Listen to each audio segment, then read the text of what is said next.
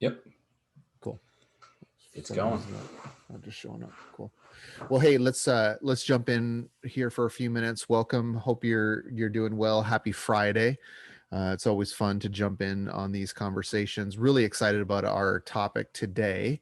But let's do some introductions first. We have a special guest with us in a lot of different ways. He's special. So special because he's my dad. And so once you Dad, why don't you introduce yourself a little bit? Just kind of give us a little bit of context, history, and then we'll jump into the conversation of lead pastors today. How we, what we do with in terms of integration, and how we interact with our lead pastors in our ministries. Yeah.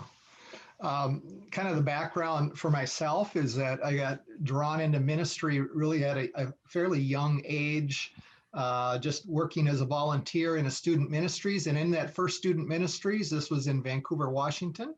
It was growing, the senior high, it was pretty large ministry.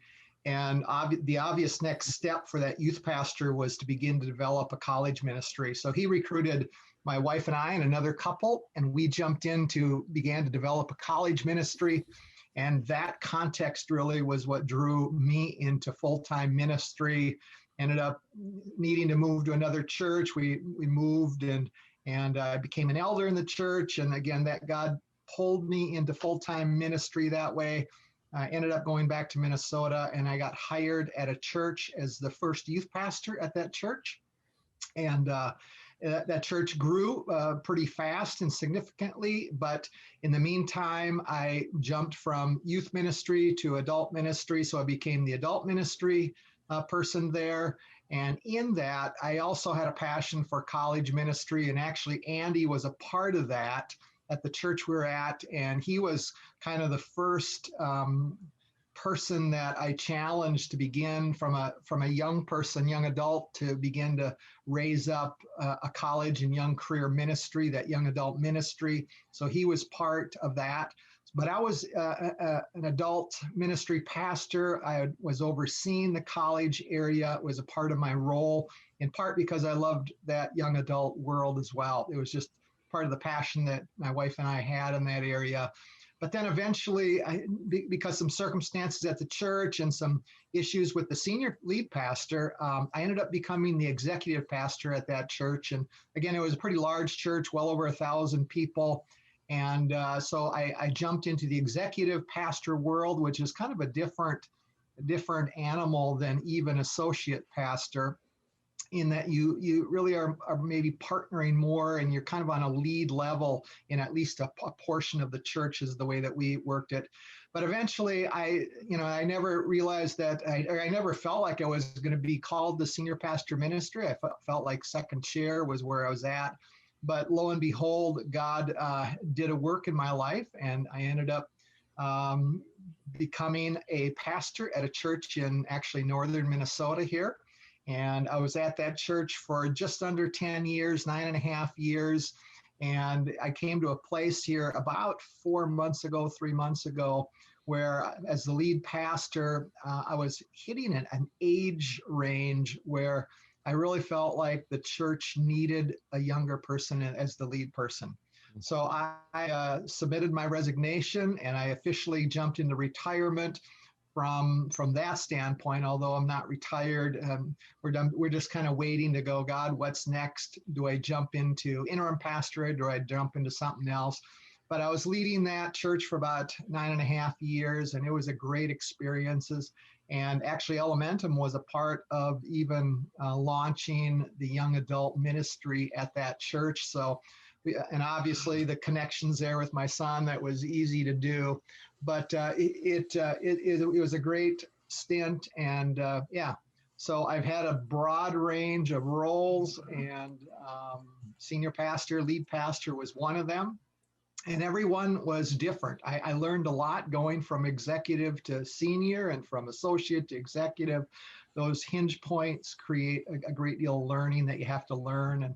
And so I learned some things on the lead role that I probably wasn't aware of even when I was in the associate and even executive role at that point. So that's my background. Lots of different. things. which is really cool because in a lot of ways you can speak in a lot of different levels. You've been a volunteer leading a college young adult ministry. You've been on staff as that being a part of your responsibility. And then you've also been in the lead role where somebody under you has been a part of that as well. And so, Absolutely. yeah, I'm really excited to jump into this conversation because I think it's one of these conversations that can be a tension point for a lot of college or young adult leaders, even as we're working with different leaders, where how do you interact with that senior, that lead role? What happens if it's doing well? What if it's struggling? And even as we were talking about before we jumped on live, is there's really four types of churches out there that we've interacted with. And I'll just kind of run through them real quick so you can understand, because a couple of them really are dependent on this conversation today. So number one, we talk about churches that are doing well in college or young adult ministry. It's a integral part of the church. It's thriving. There's lots of fruit that's happening from that. Secondly, we have churches that they have something for them, but in a lot of ways it's struggling. It's trying to figure out some traction, some energy, some momentum, and so they're trying to move it forward. You think about the churches, thirdly, that need to start something. So they see a college campus, a city of 20 somethings, and how are they going to begin to engage that? And then really the unaware. And so in a lot of ways, this is, thinking about kind of those top few categories of doing well, have something, really talking about how we interact. So why don't you, Ben, this would be an interesting conversation for you to jump in on, are just maybe even some ways in which a college or young adult ministry can be positioned within the church. Yeah. Yeah. So I think really three major categories that we think about if you're talking college or young adult ministry. There's obviously parachurch. So that would be organizations that are outside the church, but generally they're still going to be connected with the church in some way. You have, for instance, in Fargo, where I'm at, there's on the varying campuses here, there's Crew, Chi Alpha, InterVarsity. I think those are the three major ones. There's a couple smaller local ones, but in all the cases of those that have staff, those staff members are on staff with that organization, but they participate in a local church in some way, shape, or form, volunteer there, show up there Sundays. And a lot of the college students who are part of their ministries also are a part of the local church. So that'd be the parachurch is kind of one category. And then you have what we would call a siloed ministry. So it'd be a young adult college ministry that's within the underneath the umbrella of a local church, but kind of it's doing its own thing. There's not much connection to the larger church, which is probably in the way of that's the majority of ministries we've seen that fall under the umbrella of a church. They tend to be very siloed from the rest of the church, except for some nice exceptions. And also integrated would be the kind of idea where you have a young adult college ministry that's integral, like you mentioned, Andy, to the life of the church as a whole. So those are maybe three different categories of the way that kind of the young adult college ministries tend to encounter or interact with the church at large. So here's a question. I'll direct it towards you, Ken, but I think we can all respond if we want to. What would you say as someone who's been in those varying levels of leadership within a church, if there is a young adult or college ministry that's taken place, whether it's parachurch or within the church, what are some of the things that you're looking for that get you excited or that get you frustrated within that ministry, either in the ministry as a whole or from the leaders who are kind of spearheading that? Well, I think part of the there's a couple challenges, Ben, in that area, and one of them, let me go down a path just for a moment. Yeah. To what degree does it add another plate to the lead pastor's plate, in one sense? So that's an issue that you're going to bump into no matter what, whether the lead guy wants a great college, young career ministry, young adult ministry, but it's kind of one of the nuances that you recognize when you move even from an associate to a lead, is that when anybody creates another ministry, whether you like it or not, it creates another plate for the lead guy. he has to care about it at the very minimum. Okay. And I think it's just a recognition that he's internally asking the question, how much more of my time are they going to be demanding of me, or energy, or whatever it is? Now, the challenge in that is the vision issue, I think, in the lead pastor, in terms of, does he see this as such a great need in terms of our culture, the broader understanding of discipleship? So if he doesn't, if he only sees it as a silo, and kind of, well, I'd even go back to in the youth ministry world, there's some people who hire youth ministry people to take that off their plate. Just go do it. Okay. But that attitude actually, in the long run, hurts the health of the church. So, if there's a senior guy listening, a lead guy listening, it is still vital that he has to figure out and put enough energy and time into it to bring it and integrate it into the life of the church. And I suspect that in those categories, when you talk about somebody who's integrated and doing well, that the leadership, and it also might include, by the way, the elder board, they have, in one sense, given the blessing, and I don't know if I like to use that word, but there's a blessing of the ministry that needs to take place from the lead guy. And what that looks like might be very different. But there's some way, there's an acknowledgement that, you know what, I want you to succeed in that. And I think, guys that are women that are approaching the leadership of the church, what's their understanding of where their leaders are at in terms of ministry and discipleship? So it makes it a little awkward. Yeah. What would be, in the senior pastor role, what would maybe be some I think like keywords or things that you would be listening for if you're pastoring a church and someone was to come to you and say, hey, I want to start a young adult ministry. We got 10 young adults in our church. I'm wanting to start this. What would be some keywords that you'd be listening for to be like, okay, I feel good about them doing this? First of all, I think from a sheer time standpoint, because the lead pastors don't have a lot of time, that they've literally thought through their process, their philosophy of discipleship. Those things really have to get laid out. And in one sense, you're looking to present this to the lead, open to their input, but they're going to be viewing it as to still, how much is going to be put back on me for the success or the failure of that ministry. So being prepared is absolutely critical when you approach the leadership of a church and from a pastoral perspective. Yeah.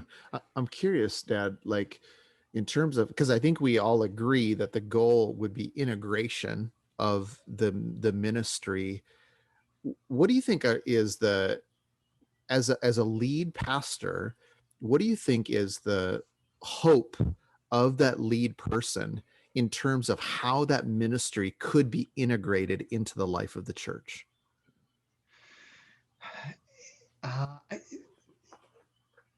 It's a bit of a tough question because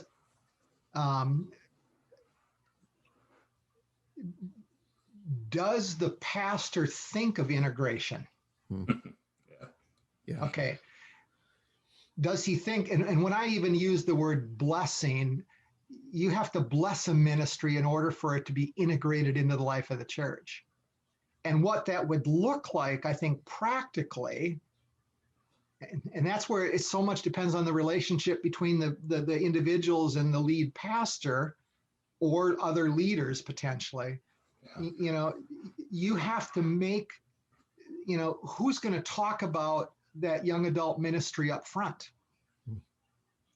The prayers that are being prayed up front, are they praying for young adults?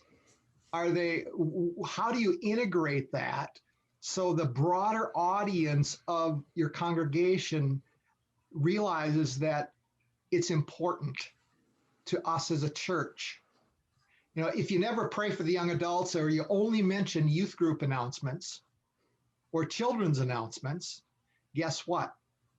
You know, and that kind of depends on, you know, if they're, you know, if they're on staff and they're preaching, obviously there's the ability to bring that to the larger audience on it. But is the relationship good enough with the lead pastor to go to him and say, when you pray, would you pray for these things in the young adult world? So why help him widen the vision and to communicate it even wider to the church? Just another thought here. Maybe one of the nuances is to what degree that it also needs to go beyond just the lead pastor role. If there's an elder board, to what degree is the young adult leaders looking to expose that group of men? So it's both the lead pastor and the elders, the other key leaders, deacons, elders, whatever you call them in a church, you know, and do they actually invite, for example, when something is going on, are they inviting, for example, elders to come and observe even? Yeah. That actually benefits, and he's a representative of the lead pastor. Yeah. Well, and that's, I think that's a great point. I'd love even for you to maybe speak on this, Ben, a little bit, is because I think it is kind of on both parties, right? It's, yes, it's a part of the lead guy, but I think, and you do a good job with this, Ben, and even some of your coaching, your other leaders, of how they can engage the lead pastor, the leadership of the church, in order to even invite them into some of those conversations. So I don't know if you have any thoughts on that. Yeah, I mean, there's a couple. I mean, one in the way of integration. Pretty much every church of, you know, even small size is going to have some sort of youth group, and one of the easiest doorways to integrating a young adult ministry into the church and getting the connection, integration, and, you know, recognition even, is get some of your young adults and college students serving in the youth ministry, because then the parents are going to see, oh, look, these 20-year-olds, these 18-year-olds are, you know, helping lead the 13-year-olds or the 14-year-olds. They're leading small groups or leading discussions and stuff. And that's a huge growth opportunity for those college students and young adults. So, I mean, and I don't think there's any youth pastors who are going to say no thanks to additional people help and lead. So that just on a practical level, that's a great, easy access way to begin integrating. Now, I don't think having a lot of churches, that's kind of like their one thing. They're like, see, we have young adults who are part of our church. They're helping serve in the youth ministry. And that's like the extent of it.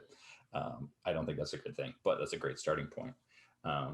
Maybe by way of a good example of, for our experience here in the Fargo area with the church that we were a part of for years, Salem, they, I think, did such a great job of demonstrating both the blessing that you talked about, Ken, where we kind of just started. I helped lead a young adult Sunday school or weeknight Bible study that they had, and then out of that we started meeting in other contexts, which is what became the ministry I'm leading now in the Fargo area. But the senior pastor there, he kind of got wind of what we were doing and just sat down and met with me and basically said, I've heard about this. I want to know what's going on. How's it going? Is there any ways that we can, you know, support you in this? And there wasn't, it wasn't a critical, it wasn't like, prove to me that this is okay. It was just saying, we like what you're doing.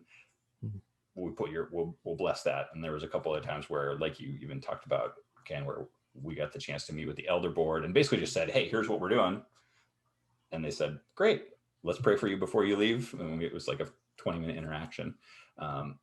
And over the years, they basically just supported us by saying, we like what you're doing. That's awesome. And for us as a parachurch ministry, we had young adults from several churches. That was a huge thing to say, okay, you know, there's these leaders of a church who are approving. And they even went so far as to say, steal young adults from our church. Like, don't you not in the sense, we weren't church, so we weren't like stealing them from interacting with the church overall. But they said, you see a young adult on Sunday morning, get them involved in what you're doing. Like that's what we want to see, which that was huge for us.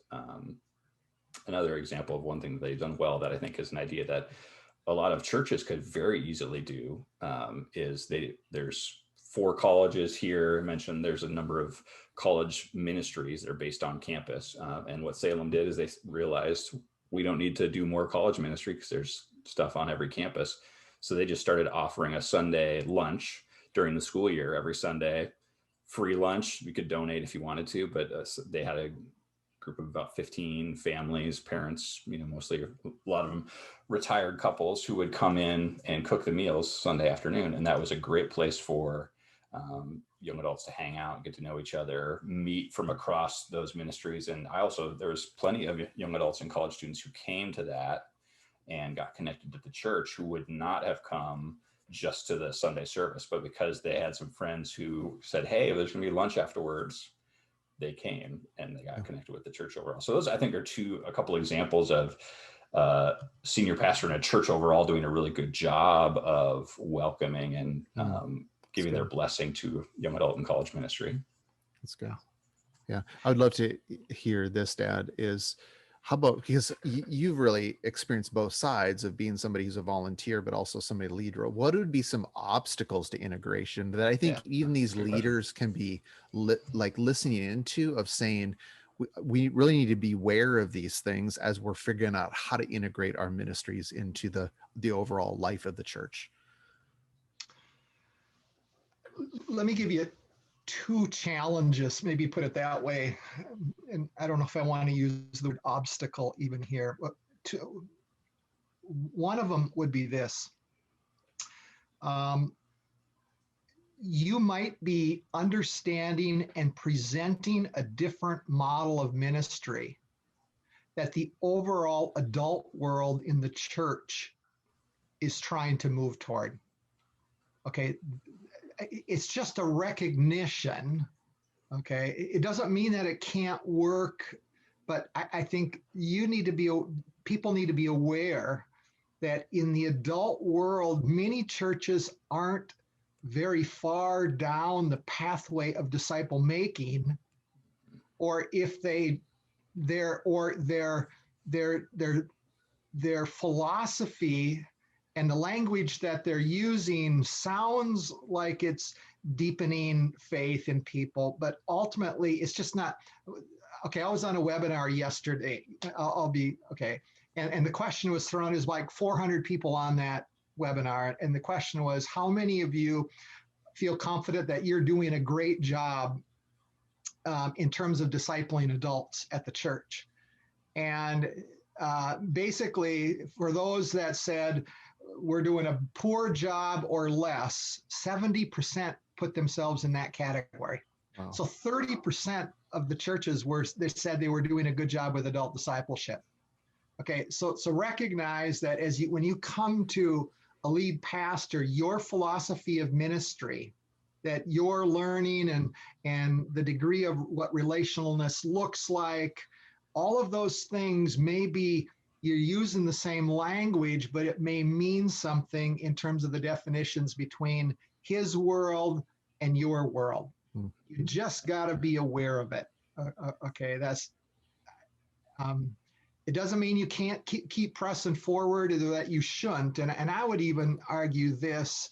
When Andy and I talked here yesterday a little bit, is pray that your leadership of the church would be open to observe your model of discipleship, and that they would begin to see some differences and ask questions in what are you doing different than we're doing different. You don't want to come to a lead guy and go, you're doing everything wrong. We're doing it right. I go, that's not going to get you anywhere other than out the door. I'll tell you that. So that's part. So just, you got to live with the nuance in that. And so a lot of times, there's a formula in the adult world right now. If you just put somebody into small groups, they're going to get discipled. Well, here's how I would frame it sometimes. Just putting people together so that they become casual friends does not equal discipleship.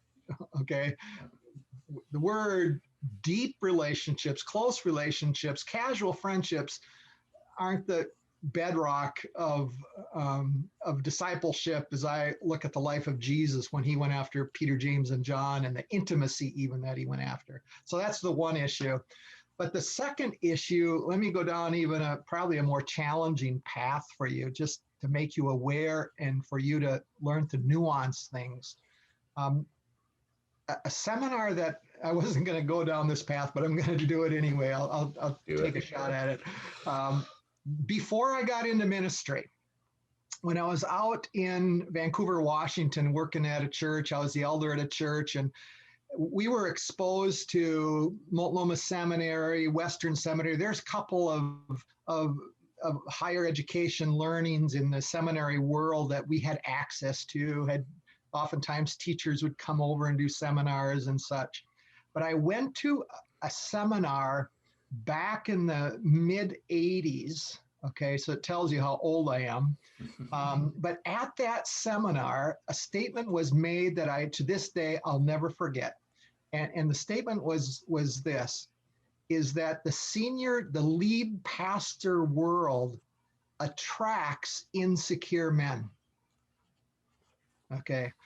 Now you go, what do you do with that? And as I've watched over the years, as I've been in pastoral clusters, as you come into churches, and now I would nuance it a bit, is that any kind of ministry, and especially lead ministry, it can drive you to become insecure, okay?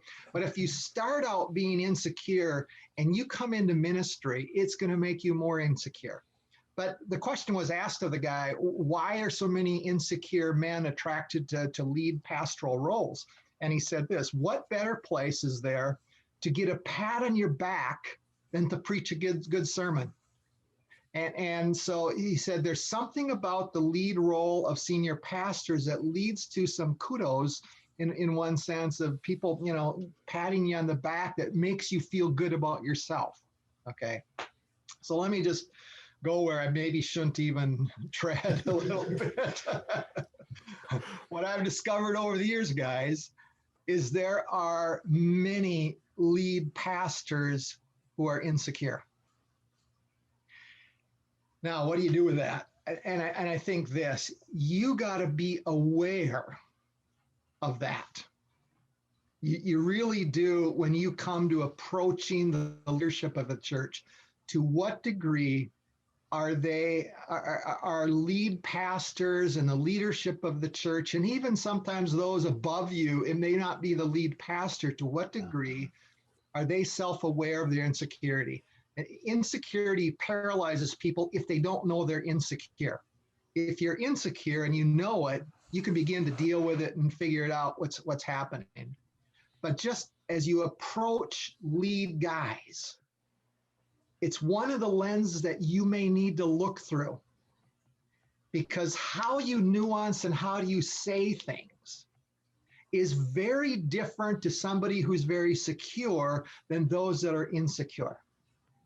You got to kind of dance on eggshells a bit and learn how to do it with really great wisdom and win the trust of frankly, what you got to do is you got to win the trust of the guy that's insecure. And trust is kind of the name of the game. If they're going to bless you, if they're going to really be for you, is that your relationship needs to grow. And if you're on staff right now and you got a lead guy and you're listening to this, one of the things that I would really encourage you to do is make sure that you are working on, Colossians 1:28, 29, when Paul comes and says, I want to present you complete in Christ, they want to make sure that you are for them, especially if they're insecure. And are you on my team? Are you on my side? They're asking, they don't do it verbally. Okay, they're doing it internally at this point. But you need to present them complete in Christ. You need to work at the relationship with the lead pastors or even elders, other people. Build the relationship, get to know them well enough so the trust grows. When the trust grows, they're going to bless you. They're going to be in your corner. They're going to be wanting to put you on the stage. And I think whatever you can do to say, even the way you approach them, is this what I'm saying? Is it going to build trust or going to cause mistrust? And I think that's a key piece. So, for example, on your lead pastor, do you know his love languages? Do you know, is he a black and white person? Is he a shades of gray? Is he random? All of those things you need to enhance your. Have you guys ever talked much about emotional IQ much in your stuff at all yet? Not really. Yeah. Well, emotional IQ, basically, there's 4 quadrants: self-awareness, other people awareness, self-management, other people management. Okay, those 4 quads. And even as a young leader, by you upping your emotional intelligence, you are aware of your strengths and weaknesses. It will help you understand your lead pastor's strengths and weaknesses. And when you do that, you can love them better. You can present them complete in Christ. You can be more gracious. In one sense, the call in is you understand your leader, you can make sure that you're for him, and he needs to feel it from you. So I don't know. I went in an area that I'm not sure that I should have gone, but your thoughts. I want to hear from the two of you. What kind of regurgitate what I said? Maybe it doesn't make sense to anybody there. I mean, I think that's really good, because I think a lot of even some of the guys I'm coaching right now, talking with them who are on staff at churches as college ministry leaders, there's really this tension of how much can I do? How much do I need to get approval before I do? There's this balancing act. And I do think that's the trust piece is essential. And I guess one of the comments I would say, just to build on what you're talking about, whether you're parachurch, whether you're employed by a church, I think Absolutely. That trust piece, it takes time. It does. That's one of the frustrating things, that particularly most guys who are doing college, or gals who are doing college young adult ministry, they're probably younger, which when you're younger, I include myself in this, there's more of a frustration. You want to move faster. But if you want to do this piece well, you got to give it time. Yeah. And integrate, Ben, I would say integrate even some of your elders and other leaders. If you could invite them to become leaders, or at least come and watch our ministry on a regular basis, as trust grows with them, you have, this might sound crass, an ally in the bigger picture of what's going on at church. So don't think only lead pastors, think other key people within the church, of building that trust relationship with them as well. Andy, your thoughts?